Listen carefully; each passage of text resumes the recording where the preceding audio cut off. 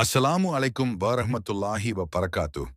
அல்லாஹ் உங்கள் அனைத்து துவாக்களையும் ஏற்றுக்கொள்வானாக. ஆமீன். இன்று இப்ராஹிம் நபியின் தியாகத்தை பற்றி அறிந்து கொள்வோம். பல வருடங்களாக குழந்தைக்காக ஏங்கிய பிறகு அல்லாஹ் இப்ராஹிமுக்கு இஸ்மாயில் என்ற மகனை அளித்தான்.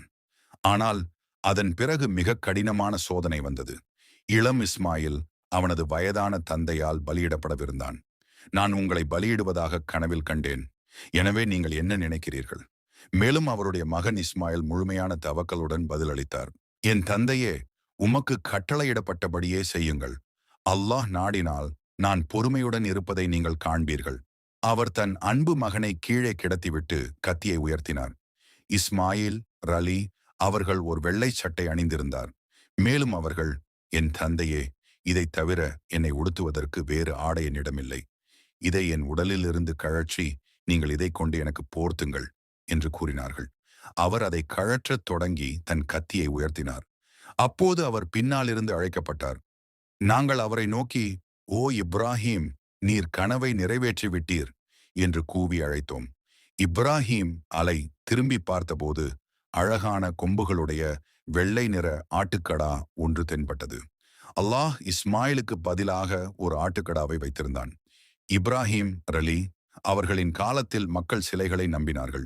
அவர்களின் தெய்வங்கள் கோபமடைந்த போது அவர்கள் இரத்தம் கேட்டார்கள். அல்லாஹ் அதை மாற்ற விரும்பினான். அதே தியாகத்தை செய்யுமாறு இப்ராஹிமிடம் அவன் கூறினான். ஆனால் அந்த கத்தி இஸ்மாயிலை அடைந்தபோது அல்லாஹ் அதை தடுத்து அதற்கு பதிலாக ஒரு ஆட்டுக்கடாவை வைத்தான். இது அல்லாஹ்வை அவர்களின் தெய்வங்களிலிருந்து வேறுபடுத்தியது. அல்லாஹ் மனித பலிகளை விரும்பவில்லை. அவர் நம்பிக்கையை விரும்பினார். அவர் விசுவாசத்தை விரும்பினார். இதுவரையிலான மாபெரும் தியாகம் என கருதப்பட்ட நிகழ்வு தூய கருணை மற்றும் பணிவின் நிகழ்வாக மாறியது. இப்ராஹிம் ரலி அவர்களுக்கு அது ஒரு தியாகமாக இருந்தது. இஸ்மாயிலுக்கு அலை அது ஒரு சுய தியாகமாக இருந்தது.